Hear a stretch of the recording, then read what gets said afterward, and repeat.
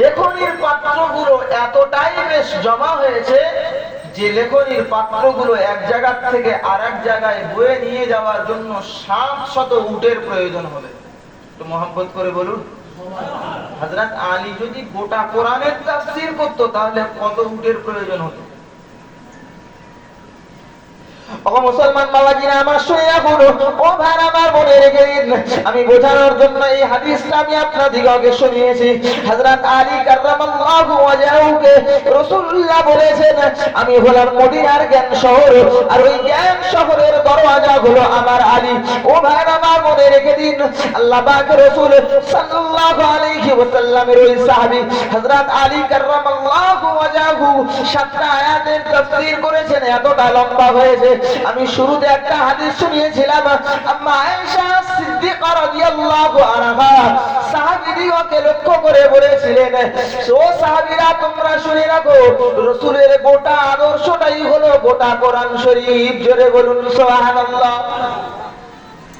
তাহলে গোটা কোরআন শরীফের মধ্যে 7টা আয়াতের তাফসীর এতটা লম্বা হয়েছে। এখন বাকি রয়েছে 7টা বাদে 6559টা আয়াত। যদি হযরত আলী তাফসীর করতেন তাহলে কতটা লম্বা হতেন? এই 700 উটের প্রয়োজন হয়েছে 7টা আয়াতের তাফসীর মাত্র। তাহলে রাসূলুল্লাহর গোটা জিন্দেগিটা যদি কোরআন শরীফ হয়, আমাদের মতো বক্তার 2 ঘন্টা সম্ভব কি? এতক্ষণ ধরে এটাই বোঝাচ্ছিলাম, 2 ঘন্টায় গোটা কোরআন শরীফের একটা আয়াতের তাফসীর করা কি সম্ভব? ও মুসলমান বাবাজিরা আমার শুনে রাখুন, ও ভাই আমার মনে রেখে দিন, আমি শুরুতে একটি আয়াত পড়েছিলাম, রব্বানা ওয়া বা'আথ ফীহিম রাসূলাম মিনহুম ইয়াতলু আলাইহিম আয়াতিক ওয়া ইউআল্লিমুহুমুল কিতাবা ওয়াল হিকমাতা ওয়া ইউযাক্কিহিম ইন্নাকা আনতাল আজিজুল হাকীম।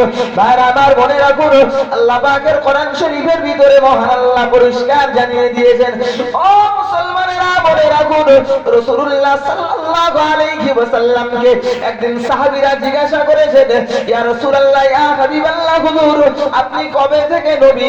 হযরত আল্লাহ পাকের রাসূল সাল্লাল্লাহু আলাইহি ওয়াসাল্লাম সাহাবীদেরকে জবাব দিয়ে বলেছিলেন, যেদিন আদম আলাইহিস সালাতু ওয়াস সালাম মাটি আর কাদা, পানি আর কাদা আলাদা আলাদা ছিল, তখন একত্রিত হয়নি। আদম আলাইহিস সালাতু ওয়াস সালাম তো তৈরি তো দূরের কথা, পানি আর কাদা আলাদা আলাদা অবস্থায় ছিল, মহান আল্লাহ আমাকে নবী বানিয়ে রেখেছিল। জোরে বলুন, আর একটু মহব্বত করে বলুন। তাহলে নবী কি আমাদের সবার শেষ নবী, না প্রথম থেকেই তিনি নবী? দুনিয়াতে আসার পরে সিস্টেম্যাটিক্যালি তাকে 40 বছর বয়সে নবুয়ত দেওয়া হয়েছিল, কিন্তু নবী হিসাবে আল্লাহর কাছে গণ্য প্রথম থেকে।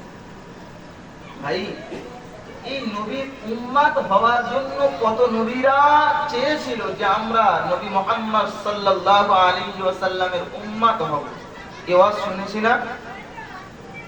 কিন্তু কত নবী আবার চেয়েছেন যে যেন আমার বংশের ভিতর থেকে ওই নবী আল্লাহ পাক রব্বুল আলামিন দুনিয়ার মাটিতে প্রেরণ করেন। বলুন সুবহানাল্লাহ, আর একটু মহব্বত করে বলুন সুবহানাল্লাহ। ভাই, একজন নবীর দোয়া, ওই দোয়া কবুল করেছিলেন যার নাম হলো জাতির পিতা হযরত ইব্রাহিম আলাইহিস সালাতু ওয়াস সালাম। মহব্বত করে বলুন সুবহানাল্লাহ। হযরত নবী ইব্রাহিম আলাইহিস সালাতু ওয়াস সালামকে কি বলা হয় জানেন? জাতির পিতা। আমরা জাতির পিতা হিসেবে চিনি কাকে বলেন? আমরা জাতির পিতা হিসাবে, আপনি হয়তো অফলাইনের লোক বলে বলছেন আদম আলাইহিস সালাম, আর যারা অনলাইনের নতুন প্রজন্মের তারা বলবে মহাত্মা গান্ধী, বলবে না? জাতির পিতা মহাত্মা গান্ধী, কিন্তু জাতির পিতা কে? মিল্লাতা আবিকুম ইব্রাহিম হুয়া সাম্মাকুমুল মুসলিমিন। মুসলিম জাতির পিতা হলেন হযরত নবী ইব্রাহিম আলাইহিস সালাম। বলুন সুবহানাল্লাহ, আর একটু মহব্বত করে বলুন সুবহানাল্লাহ।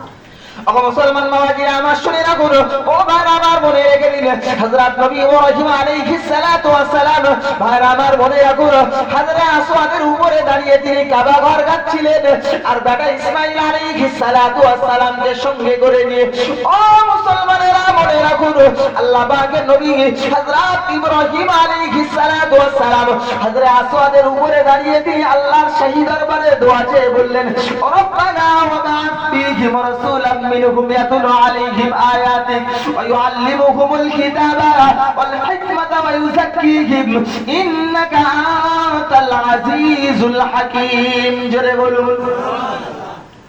আল্লাহ এই দোয়াটাকে এত পছন্দ করেছেন, আল্লাহ কোরআন শরীফে রেকর্ড করে রেখেছেন। কি দোয়া চেয়েছেন? যে আল্লাহ এমন একজন নবীকে আমার বংশের ভিতর থেকে পাঠান, যে নবীর কাজ হবে, যে রাসূলের কাজ হবে, ইয়াতলু আলাইহিম আয়াতিক, মহান আল্লাহর আয়াত তথা নিদর্শনগুলো মানুষের মাঝে বলে শোনাবেন। বলুন সুবহানাল্লাহ। একটু মহব্বত করে বলুন সুবহানাল্লাহ।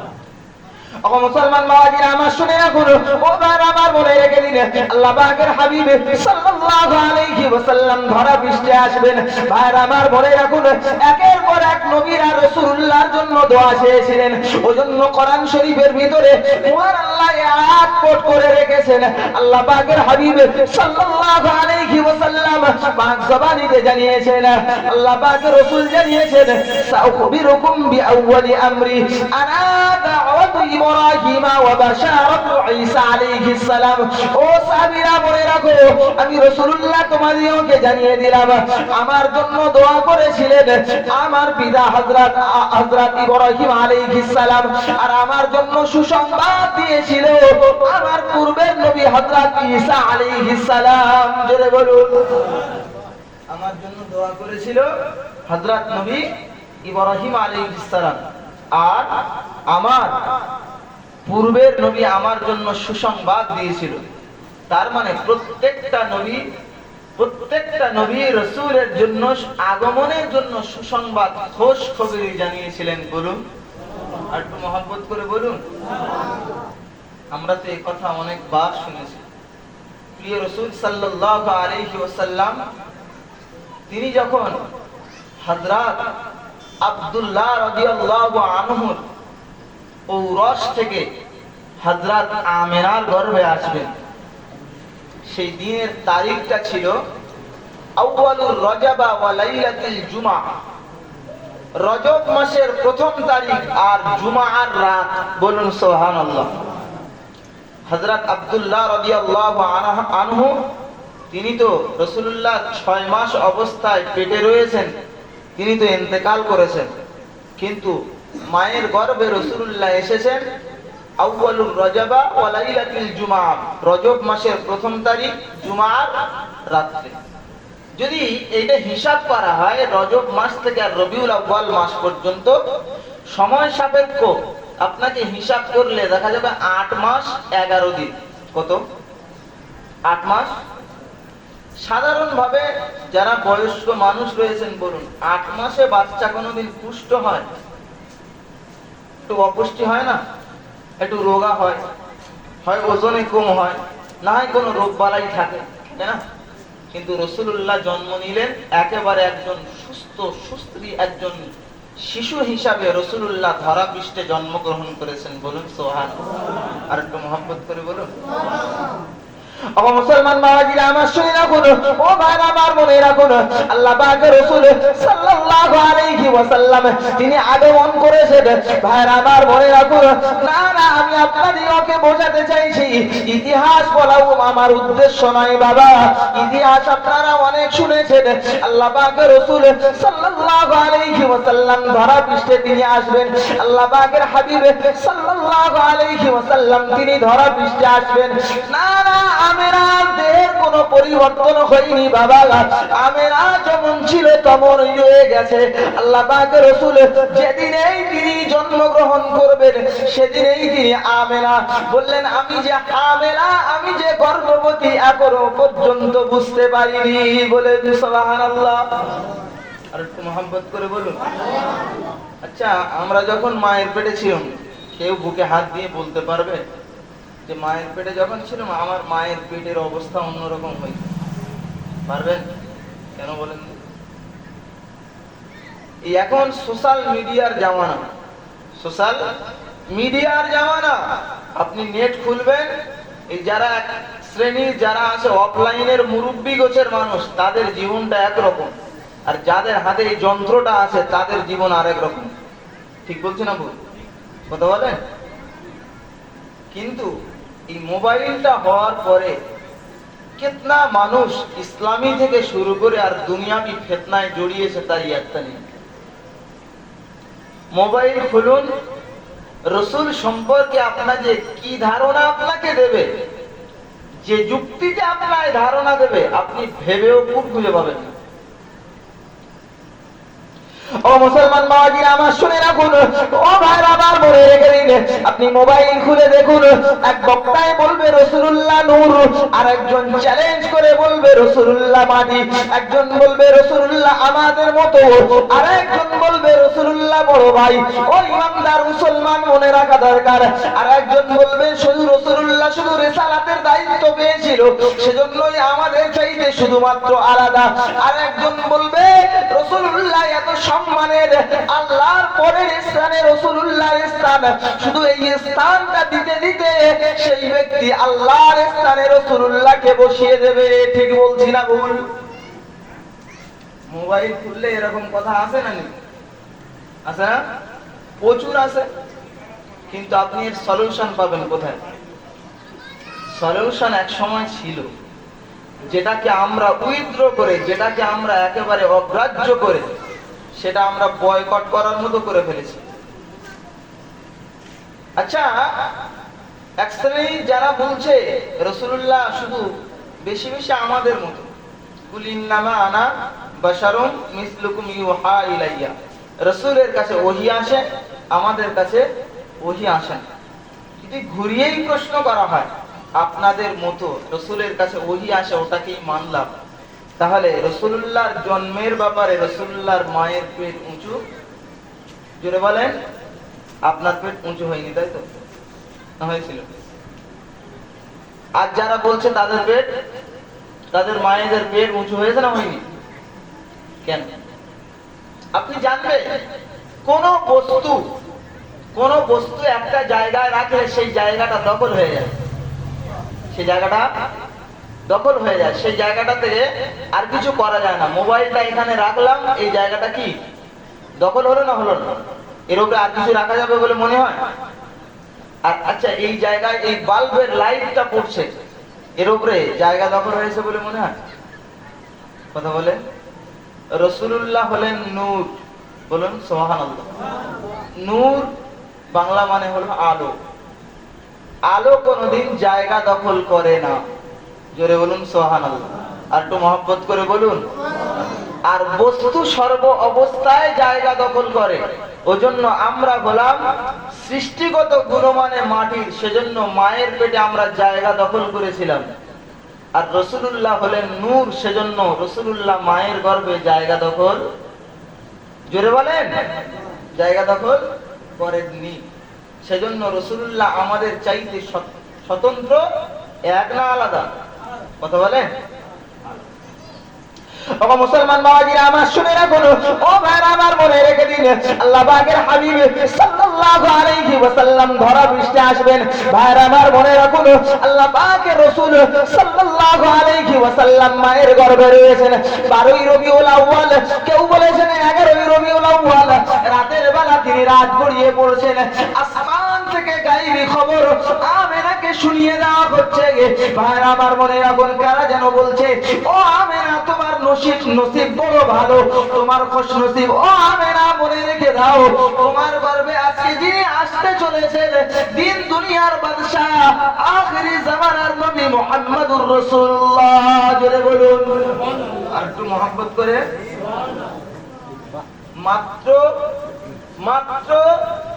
শুধুমাত্র আর সময়, অল্প সময় বাকি। তাল পাতার ছাউনি, খেজুর গাছের ডালের বেড়া দিয়ে ঘর দাঁড় করানো, রাতের বেলায় বিধবা এক মহিলা আমেনা শুয়ে আছে।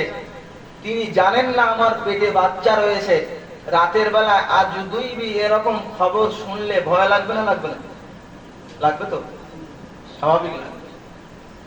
তখন হযরত আমিনার শ্বশুর আব্বা তথা রাসূলুল্লাহ দাদু আব্দুল মুত্তালিব তখন কাবা শরীফের মুতাওয়াল্লি, কাবা শরীফকে তিনি রক্ষণাবেক্ষণ করেন। সে জমানার এক ধনী মানুষ, শত শত উট যার কবজায় ছিল। তৎকালীন সময়ে সোনার চাইতে উটের দাম বেশি ছিল। হযরত আব্দুল মুত্তালিব তখনকার সময়ে শত শত উটের মালিক।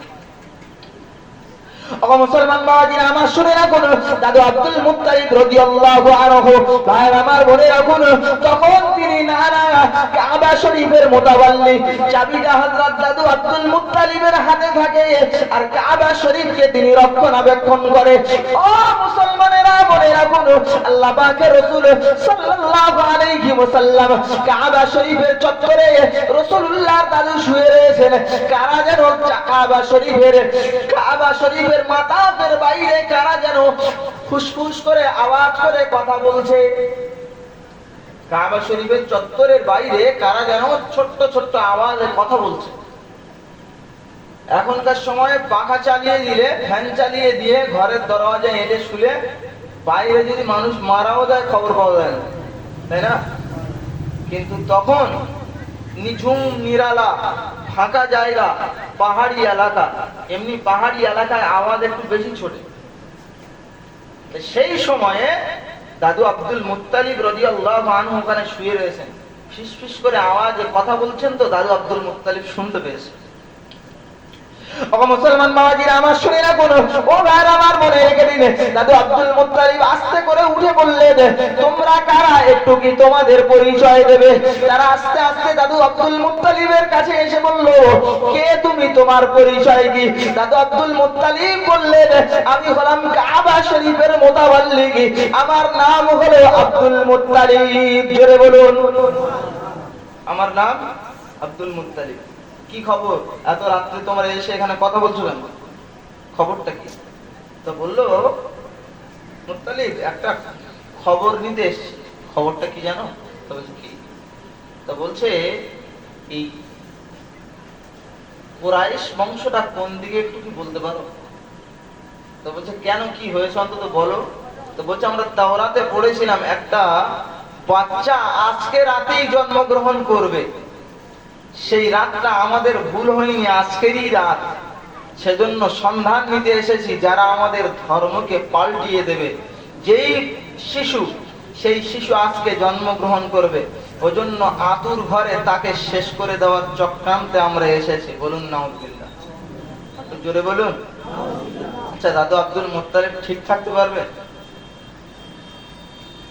ও মুসলমান বাবাজিরা আমার শুনে রাখুন, ও ভাই আমার মনে রেখে দিলে, বাবা হারা ইতিম নবী মুহাম্মদুর রাসূলুল্লাহ সাল্লাল্লাহু আলাইহি ওয়াসাল্লাম ধরা পৃষ্ঠে জন্মগ্রহণ করেননি রে বাবা, তখনই শত্রু দাঁড়িয়ে গিয়েছে তাকে মেরে ফেলার।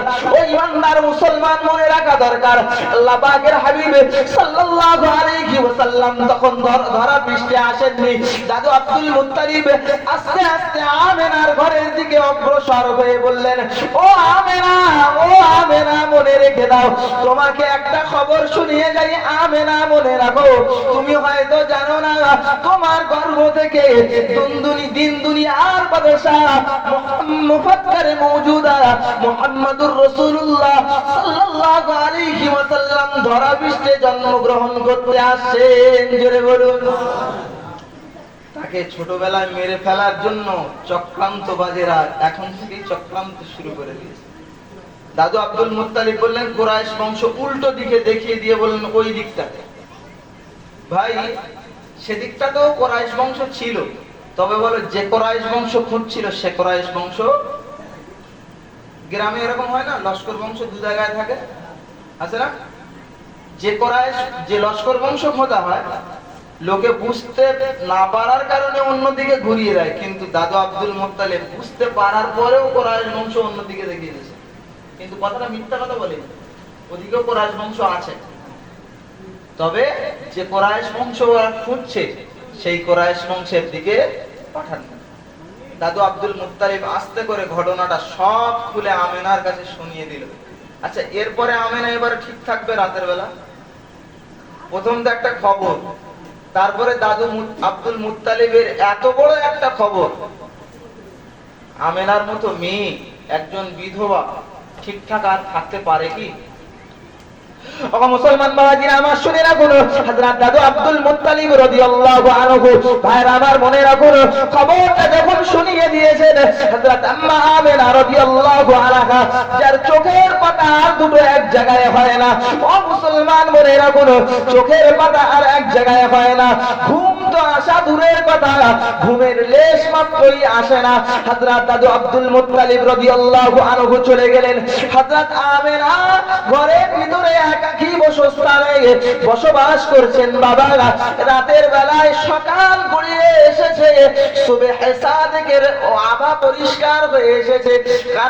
কারা দুজন মহিলা যেন এসে বলল, ও আমেনা দরজা খুলে দাও, সালাম সালাম, তোমার জন্য সালাম, আমরা দুজনে এসেছি আল্লাহর পক্ষ থেকে।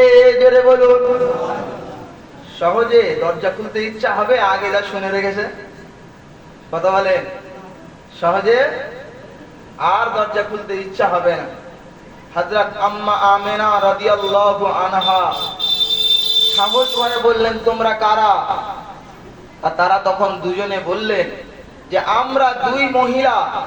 যে মহিলা, একজন হলাম আমি ফেরাউনের বিবি আসিয়া। বলুন সুবহানাল্লাহ।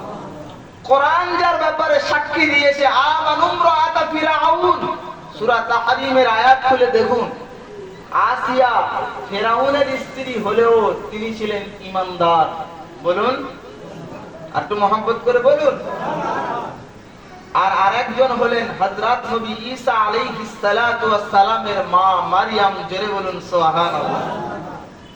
আচ্ছা, এর মাঝখানে সময় তো আমার খুব অল্প, মাঝখানের একটা কথা বলছি। এই যে দুজন মহিলা, মহান আল্লাহ এই দুজনকে এত পবিত্র করে রেখেছিলেন কেন জানেন?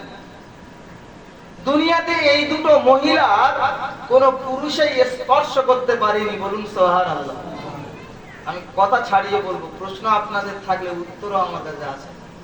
এই দুটো মহিলাকে দুনিয়ার কোন পুরুষ স্পর্শ করেননি। হযরত আম্মা মারিয়াম আলাইহাস সালাতু ওয়াস সালাম বিনা বাপে হযরত ঈসাকে জন্ম দিয়েছেন না? ঘটনা জানা আছে? হযরত আম্মা জান মারিয়াম আলাইহাস সালাতু ওয়াস সালামের বিয়ে হয়নি, অতএব তার কোন পুরুষ স্পর্শ করেনি। কিন্তু হযরত আসিয়ার তো বিয়ে হয়েছিল, ফেরাউনকে স্পর্শ করেছিল বলে মনে হয় নাকি? কিন্তু ওগো মুসলমান বাবাজিরা আমার শুনে রাখুন, ও ভাইরা আমার মনে রেখে দিন, তাফসীরের কিতাব খুললে দেখা যায়, তারিখের কিতাবের ভিতরে পরিষ্কার এসেছে, বিবি আসিয়া রাদিয়াল্লাহু আনহা এত বড় ঈমানদার, এত বড় আল্লাহ হযরত নবী মুসা আলাইহিস সালাতু ওয়াস সালামের প্রতি ঈমান আননেওয়ালা, এত বড় ঈমানওয়ালা। ও ঈমানদার মুসলমান মনে রেখে দিন, হযরত আসিয়া রাদিয়াল্লাহু আনহার স্বামী হিসাবে দুনিয়ায় পরিচিত ছিল ফেরাউন। কিন্তু ফেরাউন যখন আসিয়ার দেহের দিকে হাত বাড়িয়েছে, গোটা শরীরটা প্যারালাইসিস যুক্ত হয়ে গিয়েছে। জোরে বলুন। টোটাল জীবনে নামে ছিল বউ, কিন্তু দখল করতে পারেনি। হাত বাড়িয়েছেন তো গোটা দেহ অকেজ। আচ্ছা, এই দুজন মহিলাকে এত পবিত্র রাখার কারণ তারিখের কিতাবে লেখক উদ্ধৃতি দিয়েছেন, এদের দুজনকে রাসূলুল্লাহর ধাত্রী হিসাবে প্রেরণ করানো হবে, তাই জন্য করে এদের দুজনকে দুনিয়াতে পাঠিয়ে পবিত্র রাখা হয়েছিল। সুবহানাল্লাহ বাড়িতে বলবেন নাকি? এদের দুজনকে দুনিয়াতে রাখার পরেও তাদেরকে পবিত্র রাখা হয়েছিল। প্রিয় রাসূল সাল্লাল্লাহু আলাইহি ওয়াসাল্লামের ধাত্রী সাজবে দুনিয়াতে আল্লাহ পাক রব্বুল আলামিন তাদের দুজনকে এতটাই পবিত্র করে রেখেছিলেন, দুনিয়ার কোন পুরুষ তাদেরকে স্পর্শ করেননি। বলুন সুবহানাল্লাহ। এর মাঝখানের একটা কথা, আচ্ছা বিবি আসিয়া আর আম্মাজান মারিয়াম আলাইহাস সালাতু ওয়াস সালাম এই দুজন কি নবীর জামানার লোক? কথা বলছেন না কেন? নবীর জামানার লোক, তার শত শত বছর আগের লোক না, যারা মরেও কবরের মাটিতে চলে গিয়েছে। আচ্ছা, এরা দুজন নবী না আম্বিয়া না রসুল? কেউ কি মেয়েদেরকে নবুয়াত দেওয়া হয়েছিল কি দুনিয়াতে? এরা নবী নয়, এরা নবী নয়।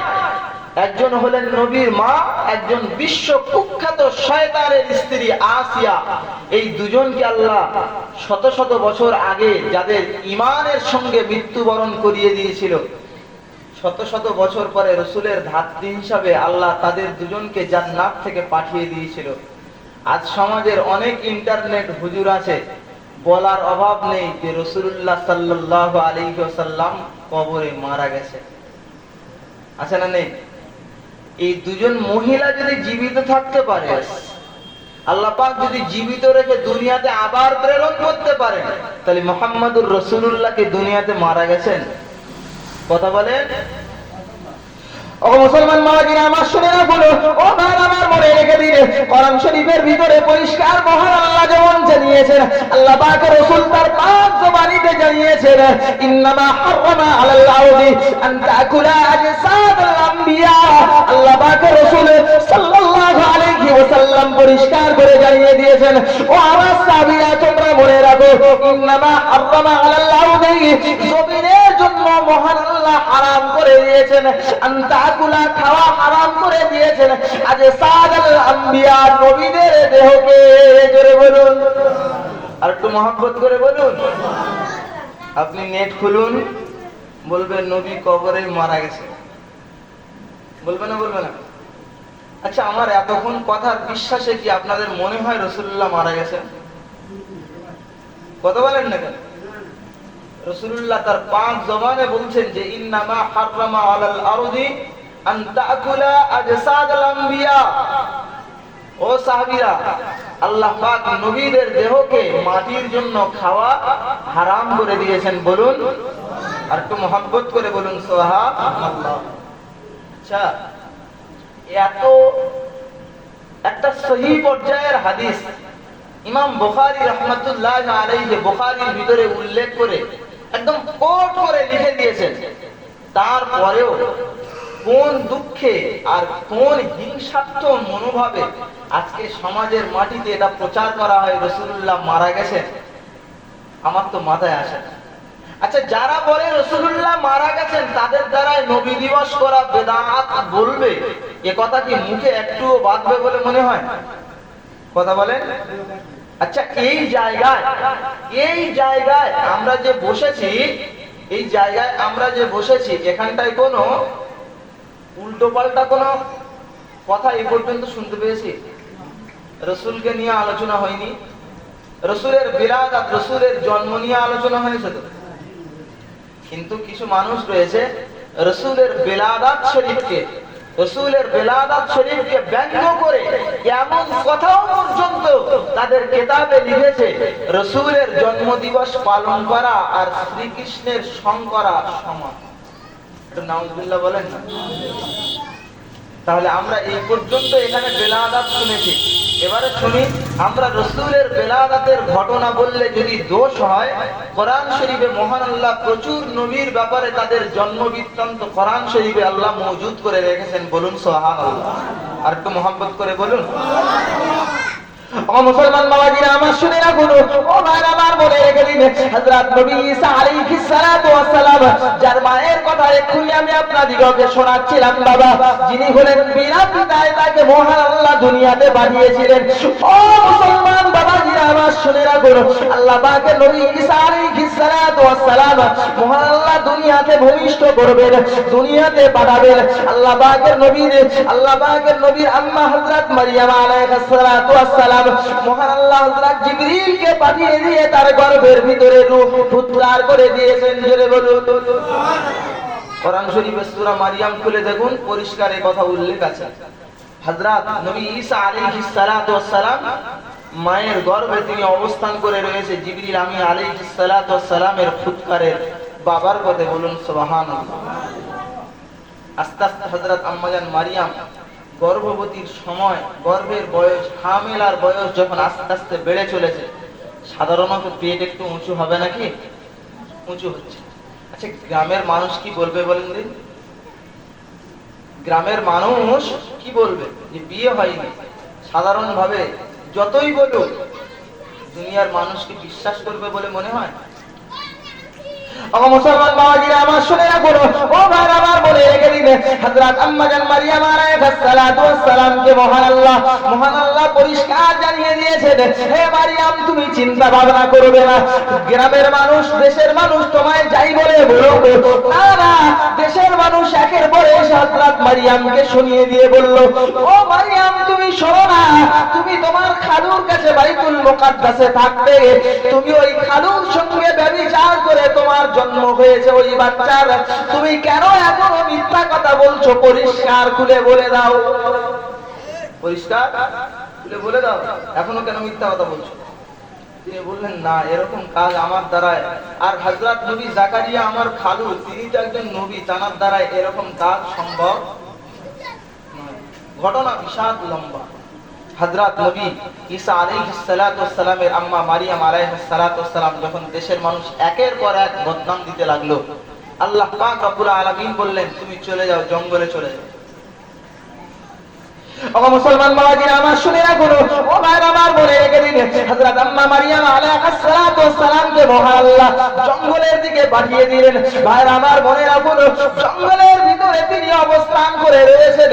মহান আল্লাহ পাক রব্বুল আলামিন হযরত মারিয়াম আলাইহিস সালাতু ওয়াস সালামকে লক্ষ্য করে বললেন, ফাকুলি ওয়াশরাবি ওয়া করদি আইনা, হে মারিয়াম শুনে রাখো, তোমার মাথার উপরে শুকনো খেজুর গাছ তুমি দেখতে পাচ্ছ, ওটাই তুমি নাড়া দাও, ওখান থেকে পাকা খেজুর পড়বে, আর তোমার পায়ের গোড়ালিতে চাপ দাও, মাটির তলা থেকে বিশুদ্ধ পানি উঠবে, ওই খেজুর খাও আর পানি পান করো, আর চোখের শান্তি, তোমার চোখে পানি দিয়ে তোমার চোখটা ঠান্ডা করো। জোরে বলুন, আর একটু মহব্বত করে বলুন।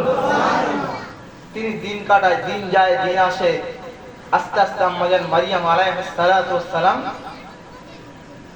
অসুস্থের দিকে যাচ্ছে। বাচ্চা হওয়ার সময় যত বাড়ে মায়েদের কষ্ট বেশি হয় না? আল্লাহ পাক রব্বুল আলামিনের কাছে হাত তুলে বললেন, আল্লাহ আমি এবার কি করব? আল্লাহ বললেন, তুমি তোমার পরনের কাপড়কে একটা জায়গায় আড়াল করে তুমি তোমার বাচ্চাকে প্রসব করো। হযরত আম্মা মারিয়াম আলাইহিস সালাতু ওয়াস সালাম বাচ্চাকে প্রসব করলেন। এবারে মারিয়াম আলাইহিস সালাতু ওয়াস সালাম আল্লাহকে বলছেন, আল্লাহ এই বাচ্চা নিয়ে এবারে দেশে ফিরতে কেমন করে? এতদিন তো যা হয়েছে, দেশে ফিরলে মানুষ আর উপায় রাখবে কি?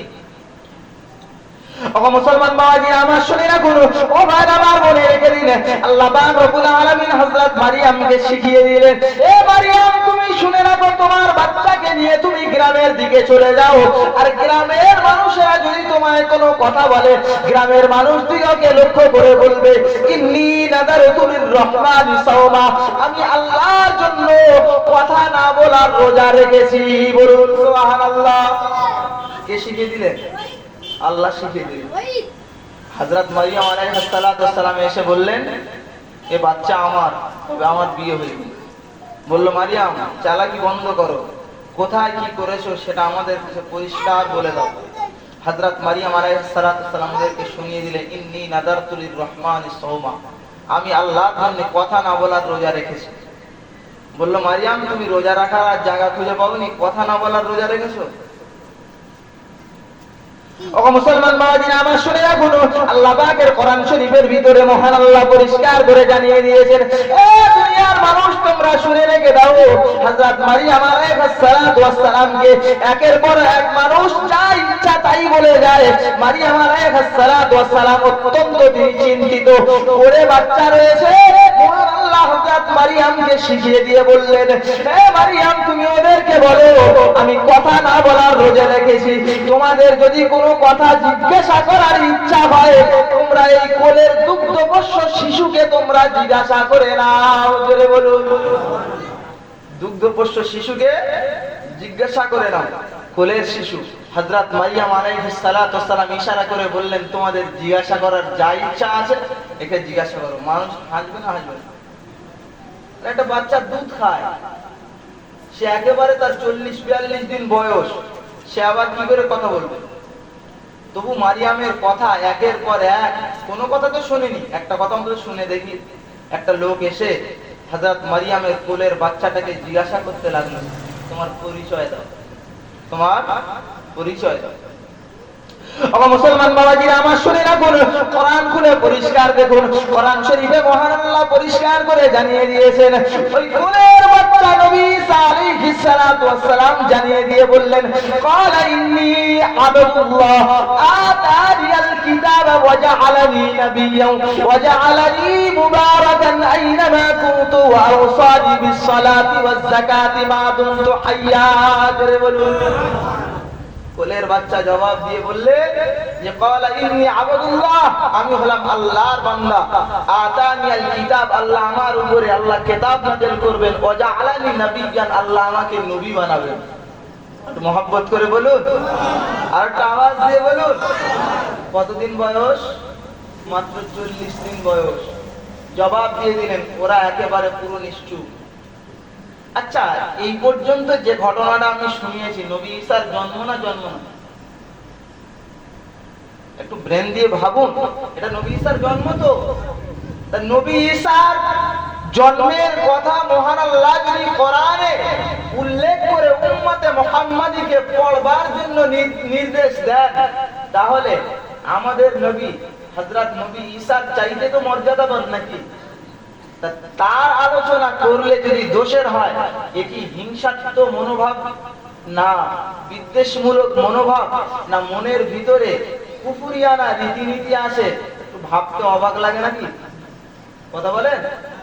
এই বাংলাদেশের কুখ্যাত এক বেয়াদব দিনগত আগে বলেছিল যে জিবরিল আমিন আলাইহিস সালাতু ওয়াস সালাম যখন আসে, নবীকে বারবার বলে, তুমি তোমার মুখটা পরিষ্কার করো, তোমার মুখ থেকে দুর্গন্ধ বেরোয়।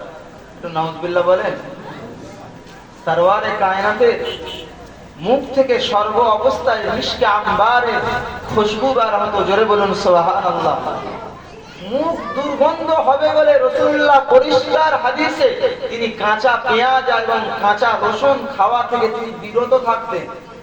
বোকা মৌলবি বড় স্কলার সেজে বলে দিল যে রাসূলুল্লাহর মুখ থেকে গন্ধ বেরোয়। আজকে দিনের মুসলমান, দিনের কিছু হতভাগা যুবক আছে, আজকে তারা তাদের পিছনে শুধু মোবাইলের ফয়েজে তাদের পিছনে ছোটে। কিসের ফয়েজ বলুন? এতদিন পিশাবদের ফয়েজ চলেছিল, আর এখন নতুন করে পিশাব যত আস্তে আস্তে উঠে যাচ্ছে, কিসের ফয়েজ চলছে বলেন? মোবাইলের ফয়েজ। এই ফয়েজ খুব ভালো না খারাপ বলেন? কি বলে? এই মোবাইলে হাদিস কোরআন থেকে শুরু করে গাড়ি গাড়ি বক্তাদের আলোচনা, আর আপনি বলছেন খারাপ? কোন সম্ভবে বলছেন? কিন্তু খারাপ। ও মুসলমান বাবাজিরা আমার শুনে রাখুন, একটা হাদিস বলছি, লক্ষ্য করে দেখুন। আল্লাহ পাকের রাসূল সাল্লাল্লাহু আলাইহি ওয়াসাল্লাম একদিন মদিনার মসজিদে নববীতে বসে রয়েছেন, সাইডে সমস্ত সাহাবীরা বসে রয়েছেন। হযরত আব্দুল্লাহ ইবনে মাসউদ রাদিয়াল্লাহু আনহু বর্ণনা করেন, আমি রাসূলুল্লাহকে দেখেছি, রাসূলুল্লাহ বালুর উপরে একটা দাগ টেনেছেন। বালুর উপরে একটা দাগ টেনেছেন। দাগটা টেনে আর বললেন, হাযা সিরাতুল মুস্তাকিম, এই রাস্তাটা হলো জান্নাতের রাস্তা। তো বলেন, এই রাস্তাটা জান্নাতের রাস্তা।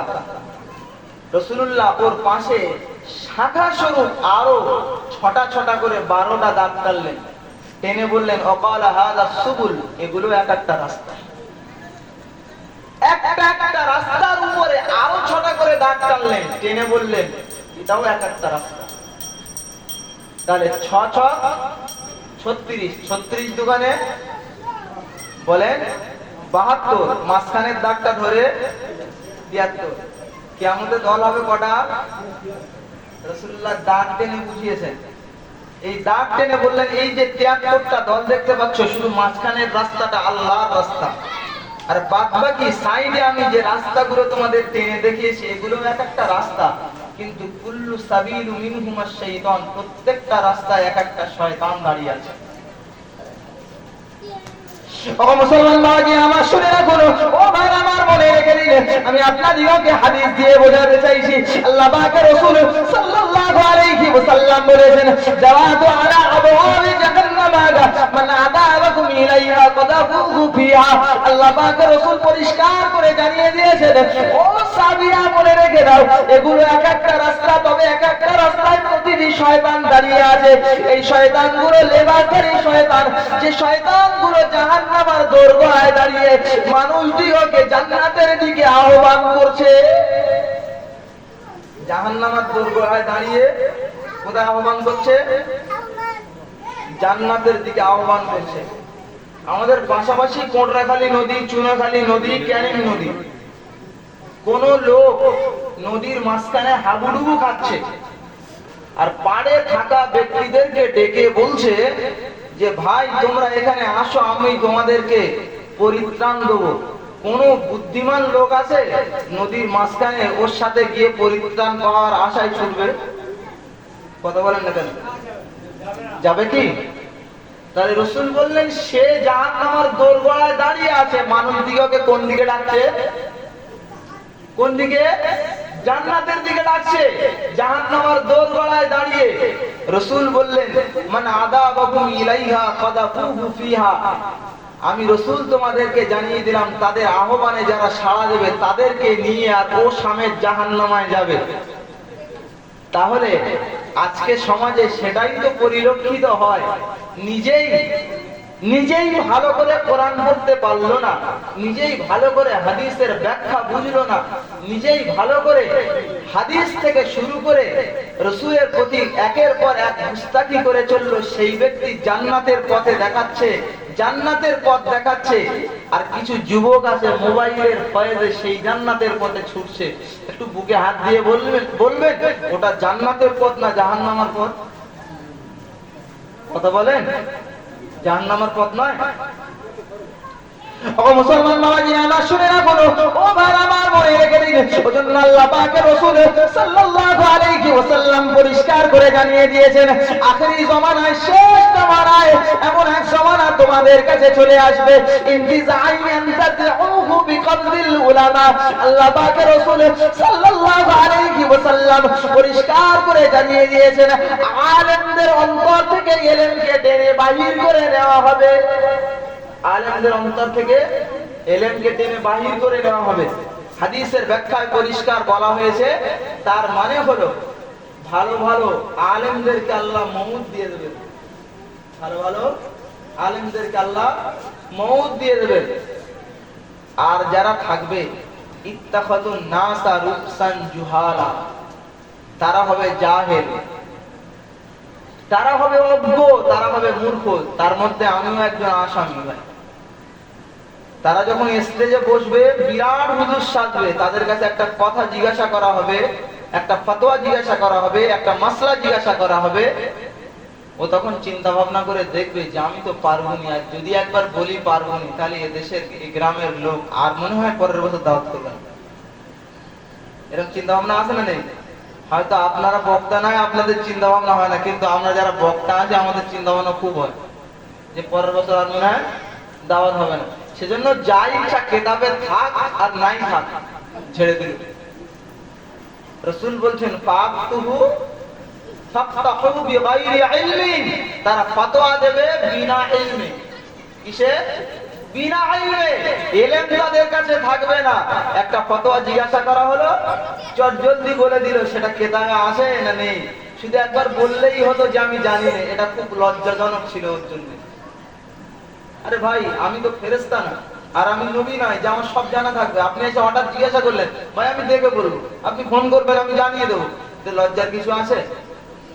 কিন্তু দেশের এক শ্রেণীর আছে জিজ্ঞাসা করলে হুজুরিয়াত টিকিয়ে রাখার জন্য শুধু তারা জায়গায় দাঁড়িয়ে ডাহা মিথ্যা কথা বলে শুনিয়ে দিয়ে চলে যায়, আর মানুষ মনে করে ওটাই সঠিক রাস্তা।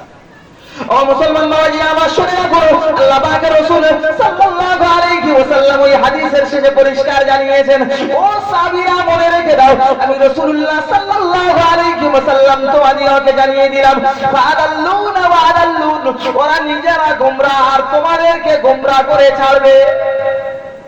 ওরা নিজেরা গোমরাহ আর তোমাদেরকে গোমরাহ করে ছাড়বে। বলুন, কথা মতো বলুন, গোমরা কোনদিন পথ দেখাতে পারবে কি? গোমরাহি কোনদিন পথের দিশা সেই ব্যক্তি কি কোনদিন দেখাতে পারবে? গোটা বছর বছর শুনে আসছি ক্যাসেট চলছে, বক্তা স্টেজে ওয়াজ করে দিয়ে চলে গেল। 7 তলা জাহাজ বাবা ডুবতে ডুবতে 3 ঘন্টা সময় চলে গেল। না আছে কোরআনে, না আছে হাদিসে। জাতি মনে করলো ওটাই বিরাট আলেম, জাতি মনে করলো ওটাই বিরাট আলেম। 7 তলা জাহাজের ঘটনা শুনে আর সুর শুনে মনে মনে করলাম এর চাইতে আর বড় বক্তা আর পৃথিবীতে হয় না। এটা মনে করবেন এই হাদিসের বাস্তবায়ন। আরে হুজুর যদি তাফসীর বির রায় করে, কোরআনের তাফসীর যদি মন গড়া তাফসীর করে, আর হুজুর যদি জাহান্নামে যায়, শ্রোতা কিভাবে জান্নাতে যেতে পারে? কথা বলেন, শ্রোতা জান্নাতে যেতে। কিন্তু আমাদের দেশের একটা কি জানেন, আমাদের দেশের একটা কথায় বগে খাবে দুঃখ নেই, কিন্তু ধনীতে মাথা দিলে খুব কষ্ট হয়। কথা বলেন, এরকম আছে না? দেশের আলেম, দেশের আমির, দেশের মুবাল্লিগ, দেশের ইমাম যারা রয়েছে তারা একের পর এক যোগ্য ব্যক্তি রয়েছে, তবুও আমাদের টাকার অর্থ বেশি রয়েছে। বাইরের থেকে 10,000, 12,000, 15,000 টাকা হুজুর ভাড়া করে এনে আমাদেরকে ওয়াজ শুনতে হবে। বাবা নবী দিবসে হুজুরের নজরানে দিয়েছো কত বাবা? তো বলছে 10,000। আরেকজনের তো বলছে 12,000। বলছে ইমাম সাহেবের বলছে 300 টাকা দিয়েছে। কত? আচ্ছা, এদের কি মোটামুটি এদের উপরে আল্লাহর লানত হবে, না বাইরের হিন্দু আর খ্রিস্টান আর অন্যান্য ধর্ম অবলম্বী মানুষদের উপরে আল্লাহর লানত হবে? একটু চিন্তা করে দেখেছেন বাবু? 15,000 টাকা 2 ঘন্টার বিনিময়ে সারা বছর মাইনে, সারা মাস সেই ব্যক্তি 5 ওয়াক্ত নামাজ পড়াচ্ছে, তার বেলায় 6,000। বললো মসজিদের ইনকাম খুব কম, ইমাম সাহেব যা হয়েছে এটা নিয়ে নাও। তারপর বললো কালেকশন হয়নি, তারপর বলছে এই 200 টাকা কম আছে, পরে হালখাতা করে। এরকম লোক আছে না? মসজিদ কমিটি এরকম আছে। এই জন্য দারুল উলুম দেওবন্দ থেকে একটা ফতোয়া বেরিয়েছিল, কোন ইমামের যদি 10,000 টাকার নিচে মাইনে দেওয়া হয়, ওই মসজিদের কোন মুসল্লির নামাজ হবে না। হয়তো এবার বললেন হুজুর এতক্ষণ ওয়াজ করছিলেন, ভালো রাত দিকে আসলেন, আপনাদের এখানে মসজিদের ইমাম সাহেবের বেশি দেন, আমি জানি। যাই হোক, ইমাম যারা রয়েছেন, আচ্ছা একটা ইমামের যদি 5,000 টাকা বেতন হয়, আচ্ছা বলুন তার বাড়ি যেতে শেষ হয়ে যাবে না? কথা বলছেন না কেন? আপনি চায়ের দোকানে সকাল সন্ধ্যায় চা খাবেন, পয়সা দেবেন না, মাস শেষে হিসাব করে দেখবেন 5,000-এর আর কিচ্ছু নেই। ঠিক বলছি না ভুল বলছি? এর ভিতরে ক্যাশিয়ার যে আছে বলে পরের বছর তো ব্যবস্থা হবে নাকি? এই যে অবস্থা, একটা লোকের যদি চা খরচে শেষ হয়ে যায়, সে লোকের তো পরিবার আছে ভাই। আমাদের তো বোঝা একবার দরকার ছিল। মসজিদের বিরাট কাজ হচ্ছে, মসজিদের টাইলস বসানো হচ্ছে। বলছে টাইলস আর কোথাও লাগাবো, জায়গা খুঁজে মানে বলছে দেয়ালের গায়ে লাগা। তো বলছে মসজিদের ইমাম সাহেবের মাইনে, তো বলছে বাড়াস না। বলছে ইমাম সাহেবের মাইনে বেড়িয়ে দিলে বলছে আর মোটে আসবি। কি বলে বুঝলেন? তাহলে সেহেতু খেয়াল রাখতে হবে আমাদের দেশের আলেম ওলামা যারা প্রকৃতপক্ষে যারা উপযুক্ত ব্যক্তি, তাদেরকে একটু মূল্যায়ন করা। আর দেশের আলেম ওলামাদেরকে আমি বড় জোরে নিবেদন করব, মানুষের সাথে একটু সৎ ব্যবহার করা। 6,000 টাকা ইমাম সাহেবের মাইনে দিয়েছে, তো বলছে ঠিক আছে, বলছে ক্যাশিয়ার বাড়ি একটা ভালো মেয়ে আছে, বলছে অসুবিধা নেই। বলছে 2 বছর থাকার পরে এমন ছাঁকুনি দিয়ে চলে যাবে, বলছে ক্যাশিয়ারের মাথা খারাপ হয়ে গেছে। এরকম হয় না? হয় না? খারাপ লাগছে বাবা? তাহলে দোষ যেমন এদের আছে, ওদেরও আছে। সেহেতু এদের দোষটা যদি এরা পূরণ করতো, তাহলে ওরা হয়তো সেই দোষে ভাগীদার তারা সাজতো না। ও মুসলমান ভাইরা আমার শুনে রাখুন, আল্লাহ পাকের রাসূল সাল্লাল্লাহু আলাইহি ওয়াসাল্লাম জন্য বলেছেন, ও সাহাবীরা তোমরা মনে রেখে দাও, আমি রাসূলুল্লাহ সাল্লাল্লাহু আলাইহি ওয়াসাল্লাম জানিয়ে দিলাম, সাহাবীরা তোমরা মনে রাখো, কুল্লুকুম রাইন ওয়া কুল্লুকুম মাসউলুন আন রায়াতিহি।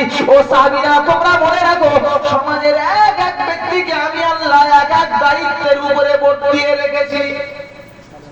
একজন ইমাম মসজিদের মহল্লার দায়িত্বের উপরে আল্লাহ পাক তার দায়িত্ব দিয়েছেন।